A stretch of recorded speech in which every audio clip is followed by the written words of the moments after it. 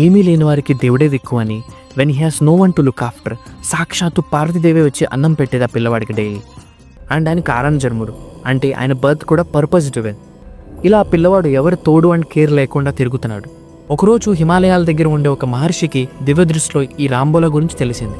అప్పుడు ఆయన వెంటనే తన శిష్యుడైన నరహరిదాస్ని పిలిచి, కారణజన్ముడు అయిన ఒక పిల్లవాడు ఎవరి ఆదరణ లేకుండా తిరుగుతున్నాడు, వెళ్ళి ఆ పిల్లవాడిని చీరదీసి ఉపనయనం చెయ్యి అని చెప్పారు.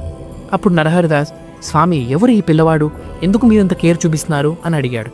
అప్పుడు ఆ గురువుగారు, ఈ పిల్లవాడు మామూలు వాడు కాదు, ఈ కలియుగంలో మానవాళిని కాపాడే రచనలు ఎన్నో చేస్తాడు, we are just a driving force for him అని చెప్పారు. ఆయన ఆర్డర్ను స్వీకరిస్తూ నరహరిదాస్ రాంబోలాను వెతుక్కుంటూ వెళ్తాడు. హరిపూర్ అనే గ్రామ సరిహద్దుల్లో ఆ పిల్లవాడు తిరుగుతూ ఉంటాడు. అప్పుడు ఆ పిల్లవాడిని చీరదీసి అతన్ని తీసుకుని అవధ్ అనే ప్రాంతానికి వెళ్తారు. ఆ అవధే మనం అయోధ్య అని కూడా పిలుచుకుంటున్నాం. అక్కడ రాంబోలాకి ఉపనయనం చేసి ఆయన ఇంకా గురోపదేశం కూడా చేశారు. అప్పటిదాకా ఏం చేయాలో తెలియని ఆ రాంబోలాకి ఒక పాత్ చూపించి హెల్ప్ చేశారు ఆ నరహరిదాస్. ఆ అవధ్ ప్రాంతంలో ఉంటూ రాంబోలా వేదాలు, పురాణాలు, ఉపనిషత్తులు, ఇతిహాసాలు, ఇంకా తర్క మీమాంస శాస్త్రాలు అభ్యసించారు. హీఈస్ అన్ ఏకసంతాగ్రాహి, అంటే ఎటువంటి విషయాన్నైనా చూసినంత ఆర్ విన్నంత మాత్రమే ఫ్లూయెంట్గా నేర్చుకోగలరు. ఈ కైండ్ ఆఫ్ ఫినామినాన్నే మనం ఫోటోగ్రాఫిక్ మెమరీ అని కూడా చెప్తాం.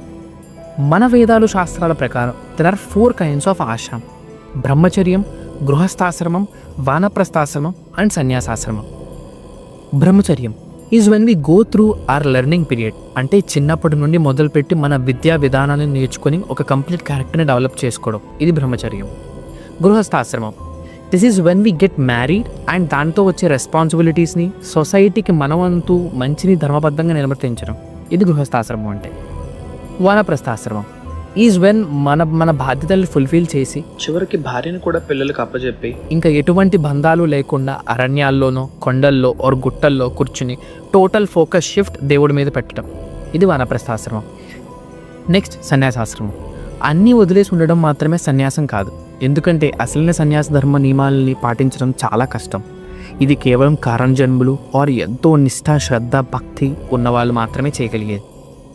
కానీ ఇవన్నీ మనం ఇప్పుడెందుకు డిస్కస్ చేస్తున్నాం? ఈ క్వశ్చన్కి ఆన్సర్ నెక్స్ట్ ఎపిసోడ్లో చెప్పుకుందాం. అంతవరకు జై శ్రీరామ్, జై హనుమాన్.